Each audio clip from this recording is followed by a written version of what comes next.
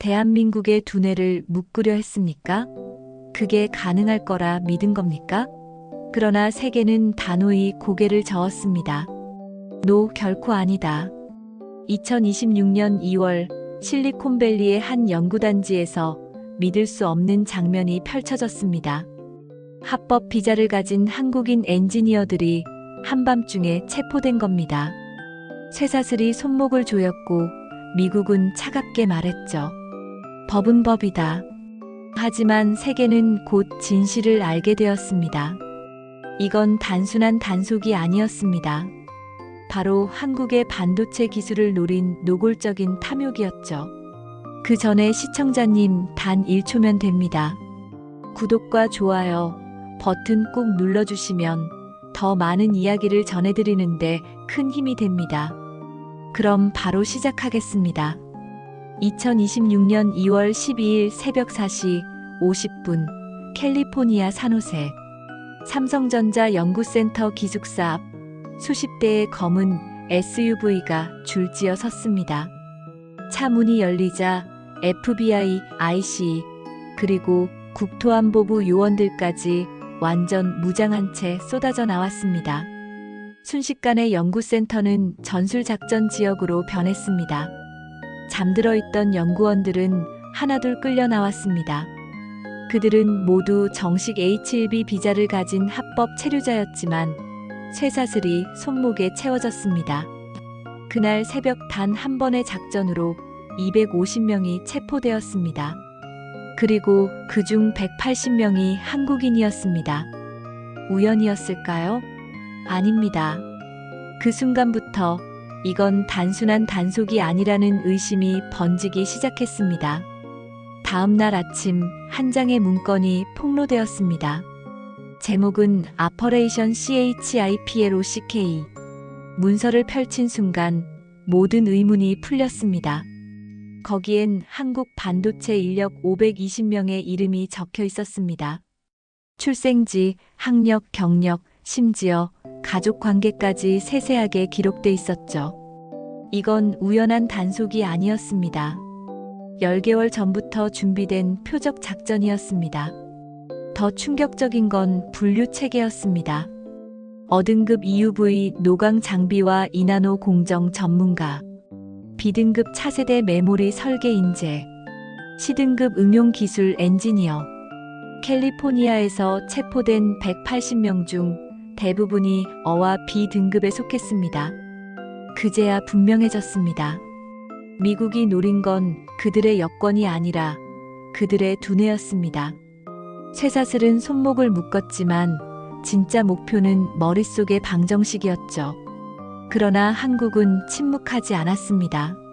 삼성과 SK 하이닉스가 동시에 성명을 발표했습니다. 우리 인재들이 보호되지 않는 곳에서는 단 한 푼의 투자도 지속할 수 없습니다. 그 한마디에 워싱턴이 술렁였습니다. 왜냐하면 이미 진행 중이던 총 70조 원 규모의 미국 반도체 투자가 전면 흔들리기 시작했기 때문이었습니다. 한국 정부도 곧장 나섰습니다. 우리 국민을 인질 삼아 기술을 요구하는 것은 명백한 주권 침해다. 분노는 순식간에 들불처럼 번졌습니다. 시민들은 거리로 나섰고 언론은 연일 특집을 내보냈습니다. 국민의 눈빛은 단호했습니다. 이제 한국은 더 이상 고개 숙이지 않겠다는 메시지를 세상에 던진 겁니다. 불길은 미국 안에서만 번진 것이 아니었습니다. 전 세계 동맹국들이 동시에 긴장하기 시작했습니다. 독일의 인피니언은 즉각 경고했습니다. 오늘은 한국, 내일은 우리일 수 있다.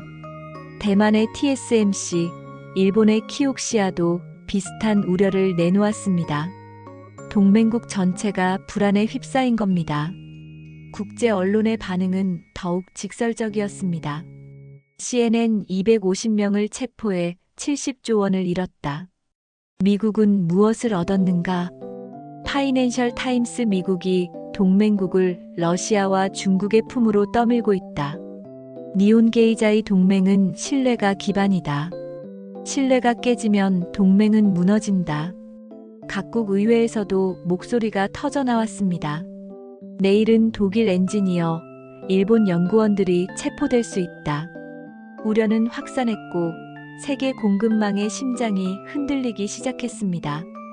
그날 이후 반도체 전쟁은 단순히 미국과 한국의 갈등이 아니었습니다. 세계 질서 전체를 뒤흔드는 도화선이 된 겁니다. 그리고 마침내 서울 삼성 본사에서 역사적인 기자회견이 열렸습니다. 전 세계 언론이 숨죽이며 지켜보는 가운데 회장이 단상에 섰습니다. 그의 목소리는 단호했습니다. 우리는 신뢰를 기반으로 하지 않는 투자는 하지 않습니다. 순간 회의장이 술렁였습니다. 곧이어 폭탄 선언이 이어졌습니다. 미국 내 70조 원 규모 반도체 투자 계획을 전면 재검토하겠습니다. 대신 유럽, 동남아, 인도의 분산 투자를 추진하겠습니다. 그 말 한마디가 전 세계 시장을 흔들었습니다. 뉴욕 증시는 급락했고 유럽 증시는 환호했습니다. 워싱턴은 충격에 빠졌고 베이징과 브뤼셀은 즉각 환영 성명을 발표했습니다. 그 순간 판은 완전히 바뀌었습니다. 굴복할 것이라 믿었던 한국이 오히려 게임의 흐름을 뒤집은 주인공이 된 겁니다. 결국 미국은 굴복했습니다. 체포된 한국인 엔지니어 전원이 무죄로 석방된 겁니다. 하지만 이미 늦었습니다. 한국은 그 사이 굴복하는 나라에서 선택받는 나라로 바뀌어 있었으니까요. 세계는 한국을 더 이상 변수가 아닌 글로벌 상수로 바라보기 시작했습니다. 한때 종속국이라 여겨졌던 나라가 이제는 세계 공급망의 중심에 서 있었습니다.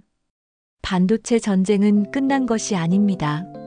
그러나 분명한 것은 하나, 한국은 이제 누구에게도 끌려다니지 않습니다. 21세기 한국은 스스로 판을 짜는 주인공이 된 것입니다.